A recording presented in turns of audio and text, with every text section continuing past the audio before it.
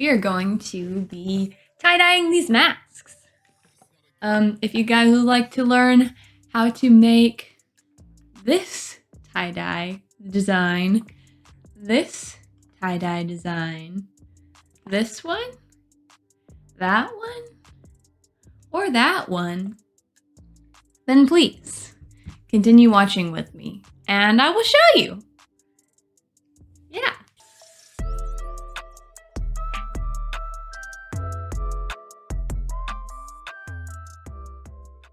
What's up? My name is Emma McPherson and today we're going to discuss how to tie-dye. In my case, we are tie-dyeing masks today, but these methods also would work on t-shirts, socks, leggings, jeggings, you name it. As long as it's white, because I don't know that the colors would take very well on other colors. You may notice today that this audio is coming to you in HD. Well, that's because I got a microphone. That's right, and his name is Benson, so you better give him the respect that he deserves. How did I do it? How did I make these masks? Well, I'll tell you. The first step here is gathering supplies. We need a baking sheet, dye fixer, tinfoil, plastic wrap, gloves to protect our hands, dye, more dye, and even more dye. We need baking racks or clean oven wrap. Cotton mask, we've already pre-washed, or some other natural fabric that's already been pre-washed. Rubber bands or hair bands that you don't mind ruining. A microwave. Lots and lots of paper towels. And a few more paper towels. And then, out of an abundance of caution, black cloth. And last but not least, it helps to have some squirt bottles in this process. Okay, so now we have all of our supplies, so let's get organized here. Here's the setup. We have our paper towels on the ground underneath all of our supplies so that we don't get dye all over the ground.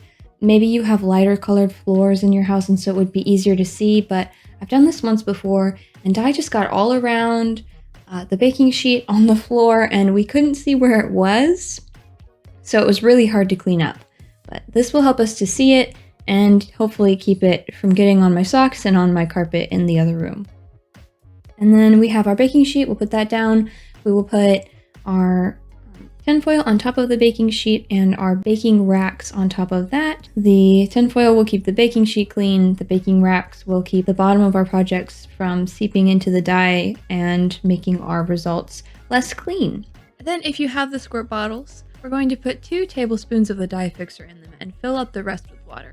If you don't have squirt bottles, then maybe a small container would work, like maybe a little bowl or something. Just put some water in there, put some 2 tablespoons of dye fixer. The ratios in this don't have to be exact. The dye fixer actually is optional too. You don't have to apply it, but it is supposed to make the dye take 2 times as well. So if you're wanting maybe a lighter project, don't use a dye fixer because my understanding is that the dye fixer will make your project darker. And I wanted my colors to be very rich, so I used it. And also, of course, you're going to want to put your dye in your squeezy bottles if you have them. Okay, so now that we're all set up, let's get into the fun part. We're going to take our fabrics and wet them and wring them so that they're no longer dripping wet. We want them still to be damp, but not soaking. I don't know why, but the internet told me to do it, so we're doing it. Now you may or may not have noticed, but I have 5 different masks, and I did 5 different methods. This first one we were doing is called the crumple method. We're going to take our pre-washed and wetted fabric to the baking sheet, crumple it up as best we can, sprinkle some dye on it. I wanted it pretty dark, so I applied a lot of dye, but if you wanted your project lighter, maybe apply a little less. Then we are going to apply the dye fixer and wrap it up in some plastic wrap. Then we're going to set a timer for 30 minutes, let it sit for that entire time. Then we will microwave it for 2 minutes. We will rinse it on a baking rack in our sink to prevent runoff. Then we're going to put it in a washing machine on cold with gentle detergent. And you're done. You might want to lay it out to dry or throw it in the dryer. But once it's dry, it's ready to wear. And you now have created your very own tie-dye piece.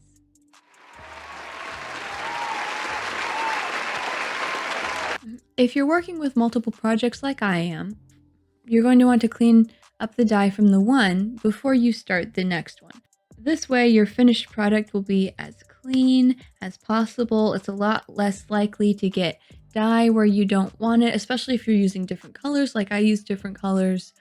This next one we were doing is called the Ombre. For this method, it's pretty simple. You're just going to focus the squeezy bottle. I love that word. Squeezy is such a cute word. On the edge you want the ombre to start with. Then get a brush of some sort, the bigger the better for this, and gently drag the dye towards the white. Rub the brush sideways and upwards until you reach the desired result. The pleats in the mat gave me trouble, as you can see, but eventually I got the result that I wanted. So even though it was a little bit of a challenge, it was still doable even with an uneven surface. Then we're going to apply dye fixer. Wrap it up in plastic wrap, and I didn't mention this on the last one, but please wrap it up 2 to 3 times because I only wrapped mine up once, and this is what happened to my microwave.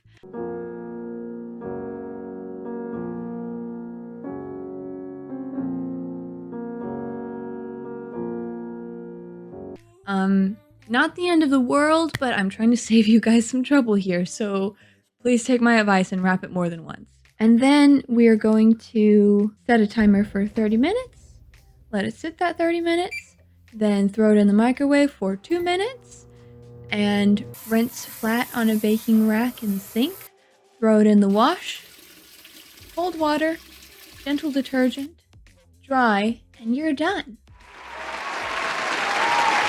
This next method is called the stripe look.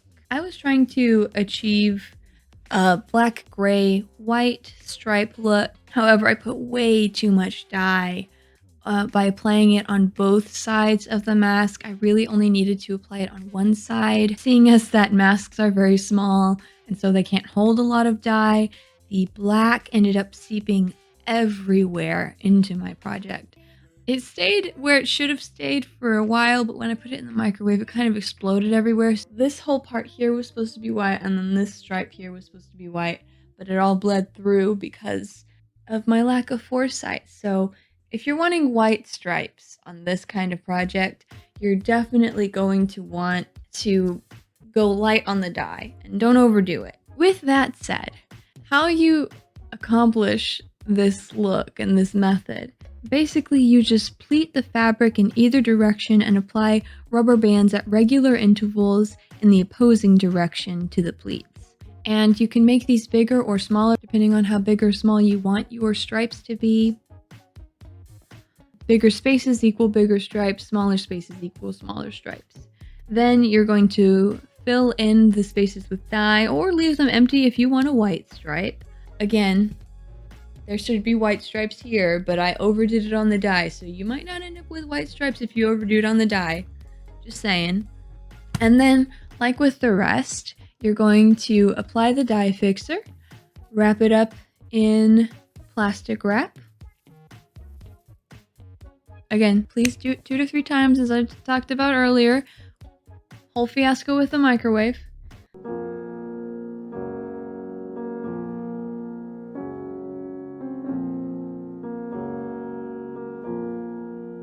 Then let it set for 30 minutes, microwave for 2 minutes, rinse it in the sink until the water runs clear.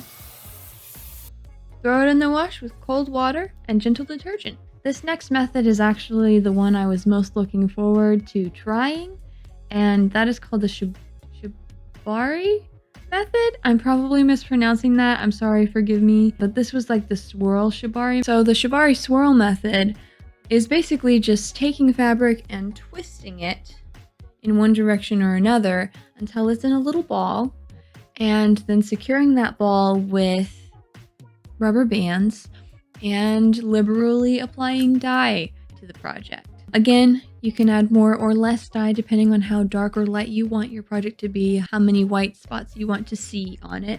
I didn't want to see a whole lot of white, so I covered the entire thing very thoroughly. And I'm really satisfied with the results. My projects all ended up pretty dark, but that was the look that I was after, so I'm actually very happy with them. And then again, you're going to apply the dye fixer, wrap it up in plastic wrap, 2 to 3 times preferably. Let it sit for 30 minutes. Put it in the microwave for 2 minutes. Lay it flat on a baking rack in the sink and thoroughly rinse it. Then toss it in the wash on cold water and put gentle detergent in there with it. Wash on normal cycle and dry, and you're done. Nice. All right. So this last method is the classic swirl method for tie-dye. And honestly, I wasn't looking forward to using this method, but look at this. It looks great. It looks like galaxies. Highly recommend on a mask. This one was a little tricky with a mask, but it only took me a few minutes to figure out. Even so, you pinch the center of your project, in this case a mask, but maybe you're doing a t-shirt or a sock or something. Find the center of it, pinch it, and then twist in one direction. I had to hold the edges of the mask in place so that the twisting could kind of get some momentum. And then after I had twisted it a little bit, I was able to twist the edges of the mask around. Then you're going to secure your twisted project with 3 different rubber bands and try to make 6 even sections in the project. I really struggled with the rubber bands on this one, but I eventually figured out I was trying to make the rubber bands too tight, so I stopped like double looping them and it was fine. So if you're having issues, maybe stop double looping the rubber bands.